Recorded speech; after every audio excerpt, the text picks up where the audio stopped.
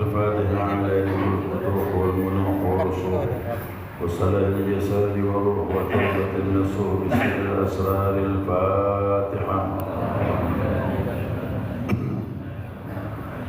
الحمد لله رب العالمين الرحمن الرحيم مالك يوم الدين إياك نعبد وإياك نستعين صراط المستقيم صراط الذين أنعمت عليهم غير المغضوب عليهم ولا الضالين آمين. اللهم صل وسلم وبارك على لا إله إلا الله لا إله إلا الله لا إله إلا الله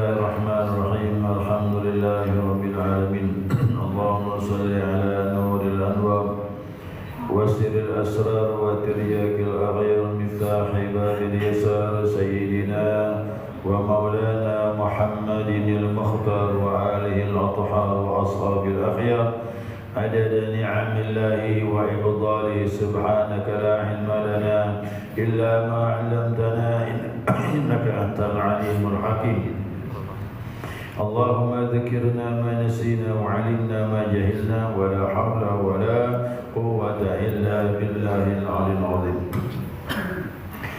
قال المصنف رحمه الله تعالى ونفعنا بعلومه في الدارين آمين جماعة الصبح رحمكم الله السلام عليكم ورحمة الله wabarakatuh. Waalaikumsalam warahmatullahi wabarakatuh. Alhamdulillah, senantiasa kita mengaturkan pujian dan syukur kita kepada Allah atas limpahan rahmah hidayahnya.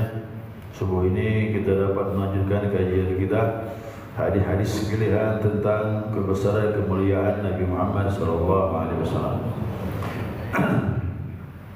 Ya, ini hadis berikutnya riwayat Imam Muslim ya, rawahu Muslim. Hadis sahih daripada Imam Muslim. An Abi Hurairah radhiyallahu anhu qala, ya riwayat dari sahabat Nabi yakni Abu Hurairah radhiyallahu anhu. Qala Abu Jahl, telah berkata Abu Jahal. Kisah Abu Jahal ni. Tapi ini tak baik, Abu Hurairah bagus. Ya. Ini ada Abu Hurairah sini ni. Nama sering disebut ni riwayat Abu Hurairah. Beda dengan cincin. Ada sebuah cincin batu akik. Ada hadisnya. Batu akik itu batu dari surga. Riwayat tukang batu. Perawi tukang batu. Biasalah nak melakukan batu. Kok dari Abu Hurairah hadisnya betul. Ya.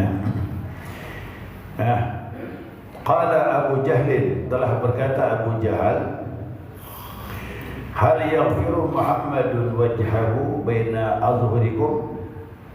Faqila na'am. Abu Hurairah berkata, pernah Abu Jahal bertanya ya kepada sahabat Nabi, sahabat-sahabat Nabi yang Islam waktu masih di Mekah itu. Nah, dikatakan apakah pernah Muhammad bersujud salat di dekat kalian? Nah, pernah tak Muhammad itu salat dekat kalian? Karena Abu Jahal tak pernah mandang. Karena pas Mekah kan tak aman, belum aman. Ya, nah, tapi Nabi sekali datang salat ke Mekah, banyak orang yang tak melihat. Nah, faqila na'am, kata sahabat Nabi bilang, ya. Beliau pernah salat di antara kami dan dia sujud kepada Allah. Nah, faqala wallata wal uzza. Nah, ini Tuhannya Abu Jahal ni. Demi Lata dan Uzza, kata dia. Bersumpah itulah dia. Abu Jahal bersumpah demi Lata dan Uzza. Lain ra'aituhu yaf'alu dzalik. Sekiranya aku melihat dia melakukan seperti itu lagi, la ata'na ala raqabati. Aku akan injak leher dia. Aku pijak leher dia. Kerana dia tak pernah lihat Nabi salat. Paling marah dia. Kok ada orang menyembah Tuhan Muhammad, termasuk Nabi Muhammad SAW. Nah, dia dah ngomong begitu kan. Nah, fa'ata Rasulullah SAW wa huwa yusalli. Tak lama Nabi datang. Nabi datang, Nabi tak melihat Abu Jahal, tak melihat yang lainnya. Nabi salat depan Kaabah. Biasakan nama-nama dia. Nah, za'ama liqa'a ala raqabatihi. Kata sahabat yang mendengar omongan Abu Jahal, tadi dia dah janji dia nak injak leher Nabi Muhammad SAW. Nah, tapi betul-betul dilakukannya. Fama fajahum minhu illa huwa yanqusu ala aqibaihi. Nah, maka tak kala dia mendatangi Nabi Muhammad, tiba-tiba dia termundur. Dia mundur, menarik dirinya, leher pun menarik dirinya, mundur ke belakang. Wa yattaqi bi yadayhi, sambil tangannya diginikannya. Tadi nak mukul Nabi, nak injak lagi, narik diri ke belakang gitu. Nah, faqila lahu malak. Nah, maka sahabat tadi yang mendengar omongan Abu Jahal itu, lihat Abu Jahal begitu, dia tanya, kenapa kau ni? Kata kau nak injak tadi. Nah, gitu kan. Kenapa kau ni gitu deh? Faqala, Abu Jahal pun ngomong, inna baini wa bainahu la khandaqan min nar. Sesungguhnya di antara aku dengan Muhammad, aku lihat ada parit yang dalamnya api yang menyala. Kau takut dia. Rupanya antara dia dengan Nabi dilihatkan ada parit yang membatasi mereka, dan parit itu api yang menyala. Wa haulan wa jinhatan, dan juga suaranya gemuruh. Api itu suara yang bergemuruh dan banyak sayap-sayap. Ternyata sayap malaikat. Jadi malaikat menjaga Nabi Muhammad, kemudian depan malaikat ada api lagi, kemudian bawa Abu Jahal. Nah, jadi akhirnya Nabi pun tahu kejahatan Abu Jahal. Pandang Nabi. Abu Jahal pun pergi lari. Faqala Rasulullah sallallahu alaihi wasallam. Nabi bersabda dengan sahabat, laudana minni la akhtafatuhul malaika udwan. Kalaulah dia tetap mendekat kepadaku, seandainya dia tetap mendekat kepadaku, dia akan diterkam oleh malaikat, satu-satu anggotanya akan hilang. Nah, kita tak mandi kan? Sudah mendekat, dia habis. Artinya apa? Dia akan diterkam malaikat, tubuh dia satu-satu akan hilang. Artinya yang kakinya mau injak tadi pasti hilang, tangan mau mukul pasti hilang. Maka malaikat dia pun lari mundur dia ke belakang. Ini kejahatan Abu Jahal ini bukan satu-satunya, banyak riwayat. Bahkan dia tak mandi mendekat Nabi setelah itu. Dari jauh lempar batu. Nabi lempar batu. Dari jarak jauh, sakit batu yang dah besar, mau melempar itu.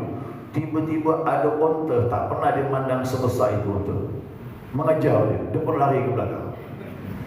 Itu Allah lihatkan seperti itu. Jadi gagal terus dia. Ada lagi niatnya, dia buat sakit. Beritahu Muhammad, aku minta maaf dengan dia, tolonglah dia aku sakit. Padahal bohong. Dia bohong. Depan pintu, masuk dari pintu depan tu, dibuatkan lubang. Biar Nabi terperosok, ditutup dengan daun-daun. Dia nak mencelakakan Nabi. Begitu Nabi beri salam dari pintu, dia dengar, Muhammad datang. Dia lupa dia buat lubang, dia yang keluar.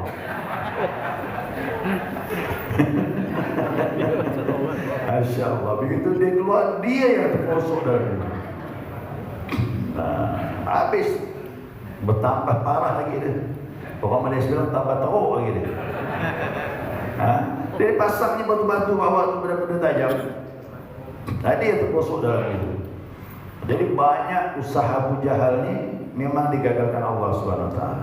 Sebenarnya Allah itu ingin lihatkan Abu Jahal bahawa Nabi Muhammad itu dijaga Allah. Masuklah Islam, tapi namanya hati sudah tertutup, tak bakalan masuk Islam. Jadi kenapa Abu Jahal ni hati tertutup? Ini mohon maaf, sombong ya kan? Dia ni kan orang terhormat di Mekah. Gelarnya Abul Hakam, bapa yang bijaksana. Artinya apa? Suku-suku Arab kalau ada masalah tu, dia akan datang di tempat kongres namanya Darun Nadwa. Tempat pertemuan pimpinan-pimpinan suku tadi. Disitulah memutuskan semua masalah. Tapi terakhir putusan itu langsung diputuskan oleh Abu Jahal. Gelar dia Abul Hakam, bapa yang bijaksana, cerdas, bijaksana, kaya. Dia dihormati sebelumnya. Tapi begitu Nabi Muhammad mengaku Nabi, situlah dia tak terima. Dia bilang, aku lebih pantas. Kenapa? Aku pun bukan Quraisy, sama dengan Muhammad. Kemudian kecerdasan aku tak kalah. Aku digelar Abul Hakam. Yang ketiga, aku kaya, kata dia.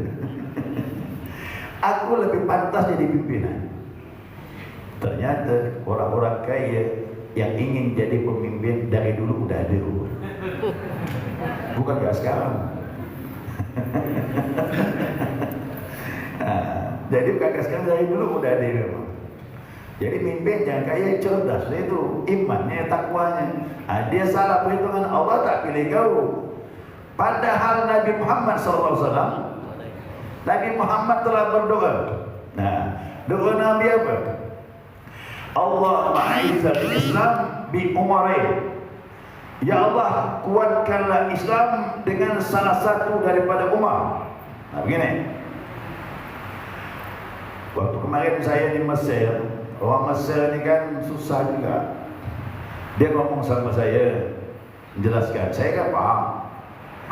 Dia bilang, Umar ini itu, ya Allah berilah petunjuk kepada dua Umar ini. Dia bilang Umar dengan Amr bin As.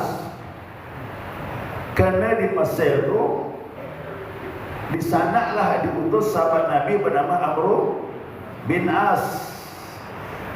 Dan kita pun sempat salat di Masjid Amr bin As. Nah, kisahnya ni, gaib ni, syair nama dia. Gaib ni menceritakan dua Nabi itu dibilang dua, Amr bin As dengan Umar bin Khattab. Kerana bahasa Arab tu Amr dengan Umar sama. Ain, Mim, Ra, cuma ada waw di depannya, Amr. Kalau Umar ya Ain, Mim, Ra. Dalam bahasa Arab biasa begitu. Dua-dua disebut Umarain. Dua Umar, Amr bin As dengan Umar bin Khattab. Contoh ni, contoh. Dalam sabda hadis Nabi ya, la yurdu du'a bainal adanain. Adanain dua adan. Adanun satu adan. Adanain dua adan. Tidak ditolak doa di antara dua adan. Ya, di mana dulu? Apa maknanya dua adan? Nah, ternyata kata ulama, kalimat adanain itu antara azan dengan iqamah. Karena iqamah dengan azan kalimatnya sama, mirip-mirip, bedanya qad qamatis shalah. Tu je. Maka Nabi bilang tidak ditolak doa baina adanain, di antara dua azan. Maksudnya azan dengan iqamah. Nabi berdoa, Allahumma a'izzal Islam bil umarain. Ya Allah, kuatkanlah Islam dengan dua Umar, atau salah satu dari dua Umar ini. Ternyata bukan Amr bin As. Disepakati ulama, Umarain di sana Amr bin Hisham. Amr bin Hisham itulah nama aslinya Abu Jahal. Nah, selama ini kita tak tahu kan, tahu Abu Jahal ya. Nama aslinya Amr bin Hisham. Gelarnya Abu Hakam sebelum dia menolak Islam. Begitu dia menolak Islam, menolak Allah dan Rasulnya, maka berubahlah gelarnya menjadi Abu Jahal. Itu sudah baik kan? Jadi sehebat pintar macam mana pun, kalau tak kenal pencipta, belum dikatakan orang yang cerdas. Ya, mohon maaf nih, secerdas apa pun orang ya. Laqad zara'na li jahannama katsiran minal jinni wal ins lahum qulubuhum la yafqahuna biha wa lahum adhanun la yasma'una biha wa lahum a'yunun la yubsiruna biha ulaika kal an'am bal hum adall. Aku telah siapkan neraka jahannam, kata Allah, kebanyakan dari manusia dan jin. Mereka punya hati tapi tak memahami. Mereka punya kuping tapi tak mendengar ayat-ayat Allah. Mereka punya mata tapi tak melihat tanda-tanda adanya Allah. Ulaika kal an'am bal hum adall. Mereka seperti hewan, bahkan lebih sesat dari. Jadi secerdas apapun orang di muka bumi ini, kalau tak kenal Tuhan penciptanya, tak kenal utusannya, maka dia seperti mohon maaf lah, sama kayak kita ni. Kalau kita hidup, makan, minum, kahwin, punya anak, tua, mati. Siapa tu? Hewan. Jadi kita hidup tak kenal Tuhan sama dengan hewan. Nah, itu Allah sendiri yang bilang. Abu Jahal itu seperti hewan. Kenapa? Dia cerdas orangnya. Abul Hakam menentukan hukum di kampung dia, di Makkah itu dia. Tapi berubah gelarnya, Abu Hakam jadi Abu Jahal. Makanya kecerdasan yang paling tinggi itu mengenal Tuhan. Makanya Nabi-Nabi itu kelas tinggi semuanya. Kenapa? Mereka lah mengajar kita ini untuk kenal kepada Allah Subhanahu wa Ta'ala. Nah, jadi ternyata pilihan Allah. Begitu Nabi berdoa, Allahumma a'izzal Islam bil umarain. Ya Allah, kuatkan Islam dengan salah satu dari dua Umar ini, Amr bin Hisham dengan Umar bin Khattab. Tapi pilihan Allah jatuh kepada Umar bin Khattab. Allah alam, itu hidayah. Nabi cuma berdoa, terserah ya Allah yang mana ya, Umar bin Hisham, Umar bin Khattab atau Amr bin Hisham. Allah pilih Umar bin Khattab. Ya. Jadi Abu Jahal ni, kalau saya lihat dengan Nabi dia sebaya. Nabi lahir Masehinya 571. Nabi lahir 21 April 571 Masehi. Abu Jahal tak ada tanggalnya, cuma tahunnya 572. Mana tua? Tua Nabi setahun. Maka dia sebaya dengan Nabi itu. Bahkan menurut kisah kawan akrab dulu sebelumnya. Nabi sebelum jadi Nabi, kawan dekat, kawan sepermainan, sebaya. Rumah berhadapan. Ini jalan nih. Sebelah sana rumah Abu Jahal, sini rumah Nabi Muhammad SAW.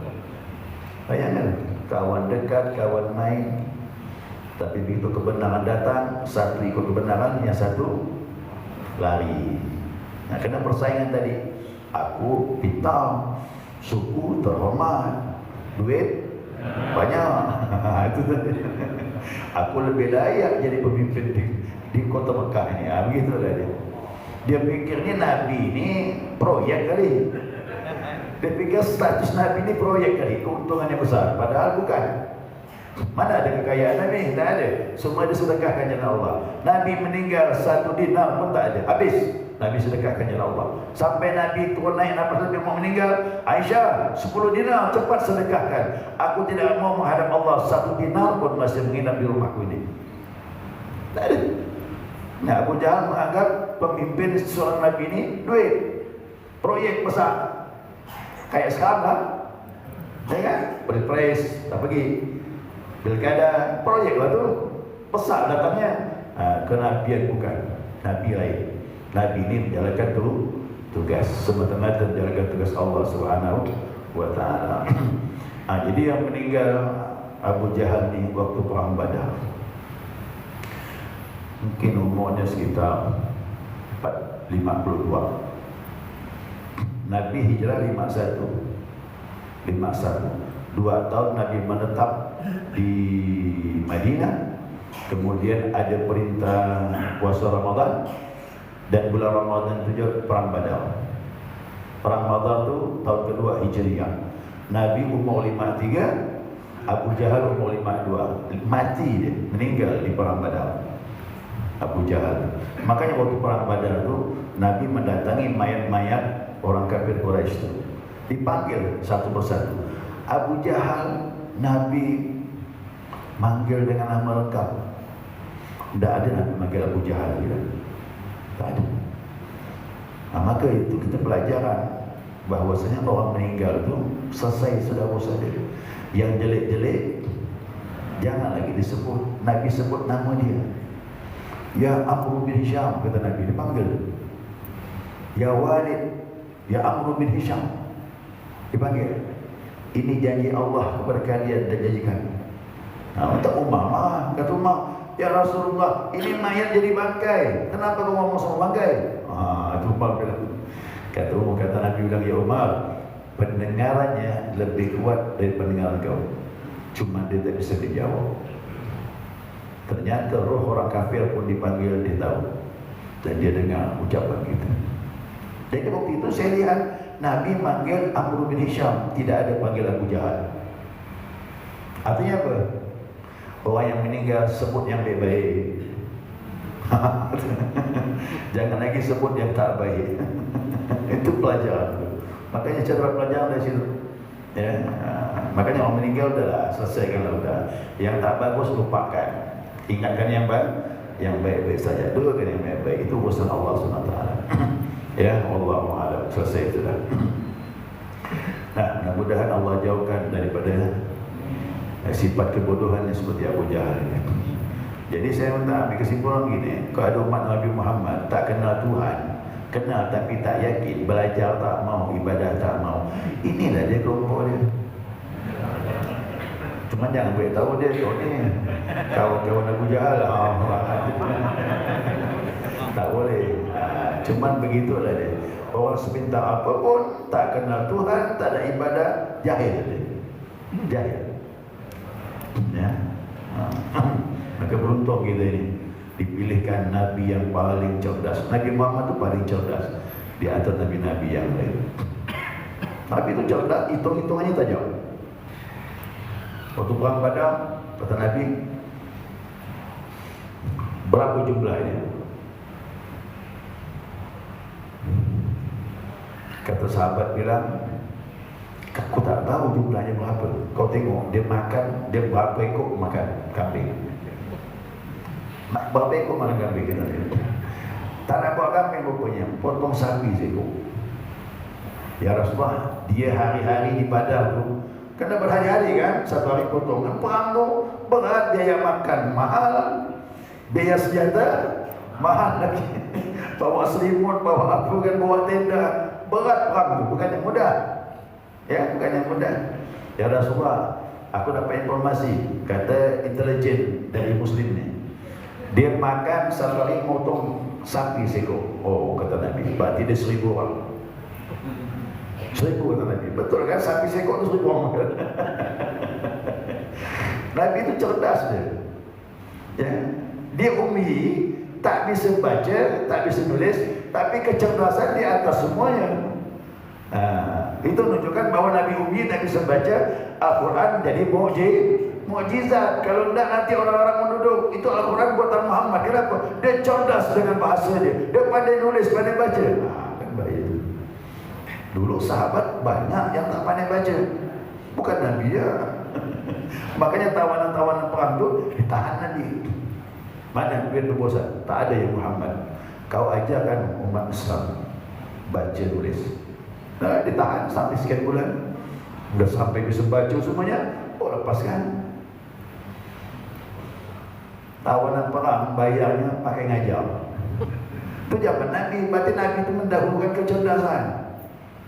Kan kecerdasan tu. Dia tak mau sahabat ni pun tak mau. Semua harus bisa baca. Makanya belajar ilmu itu memang tinggi. Ilmu tidak atas segala-galanya.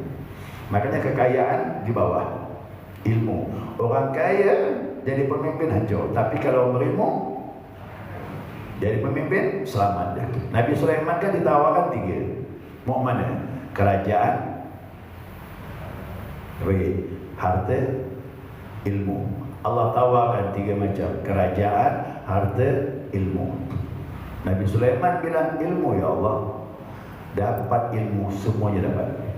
Kerajaan dapat, harta. Cuba bayangkan orang kaya tak ada ilmu, kira-kira tu apa harta? Cuba bayangkan pemimpin tak ada ilmu, kira-kira gimana negeri itu? Tapi kalau ilmu di atas segala-galanya, semua dapat. Kerajaan dapat, rezeki apa kan lagi, insya-Allah. Makanya orang tua ni, maaf kita ini jadi orang tua, jangan terlalu takut anak miskin. Kita salah besar kita. Kalau kita takut anak kita miskin, kayak orang tu, ini tanah tu anakku, ini ruko tu anakku, ini duit tu anakku sekian. Dia takut anak yang miskin. Padahal rezeki anak lain. Rezeki anak lain. Nah, ikut Nabi Muhammad, ajarkan dia ilmu. Siapa yang didik anak dengan ilmu jadi cerdas, rezeki datang. Itu kuncinya. Didik anak yang baik dengan ilmu yang baik, insya-Allah rezeki dia pun baik. Nah, jangan kita khawatir amat tentang masa depan dia. Itu Allah lebih tahu. Yang penting didik dengan ilmu. Ilmu itu tinggi daripada segala-galanya. Makanya kalau saya sampaikan, ini subuh kita belajar ini. Ini subuh ni kita belajar sekali, lebih baik daripada kita besuk orang sakit 1000 orang sakit. Bapak Ibu mau tahu berapa pahala satu orang kita besuk orang sakit? Itu didoakan 70.000 malaikat. Jadi jangan main-main kita besuk orang sakit di kampung, ada orang sakit kita datang. itu lebih afdal daripada mengkhatamkan Al-Quran. Tahu tak? Orang khatam Al-Quran itu berapa dia? 60.000 malaikat mendoakan orang mengkhatamkan Al-Quran. Tapi besok orang sakit 70.000 malaikat mendoakan. Duduk majlis taklim ni sebentar ni, 1 jam ni, lebih afdal besok orang sakit 1000 orang. Ada sampai jangan gila pahala kita. Tak bisa kau ya. Mahalnya majlis ilmu ni. Ya, mahalnya majlis ilmu. Meninggal pula belum selesai, pahala syahid kita dapat. Man kharaja fi talabil ilm kana fi sabilillah hatta yarji'a. Siapa yang keluar dari rumah belajar ilmu, ya, kemudian dia berada dalam jihad jalan Allah sampai dia kembali, meninggal, pahala syahid dia dapatkan. Ya, pahala syahid dia dapatkan. Waktu macam mana ni? Apa dah ya? Baik, segera cukup. Subhanakallahumma wa bihamdika asyhadu an la ilaha illa anta astaghfiruka wa atubu ilaik. Allahumma salli ala Muhammad. Ya Rabbana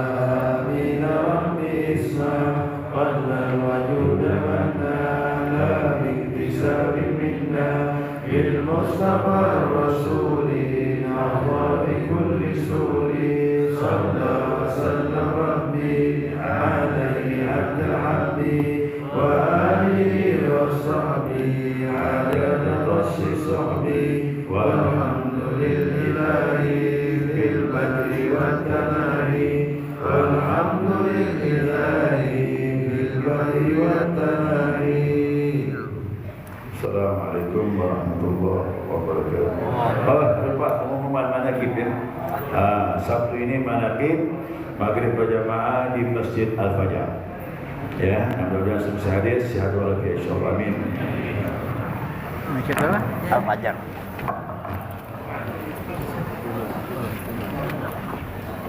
Terima kasih sih sudah di kami, semoga ini bermanfaat.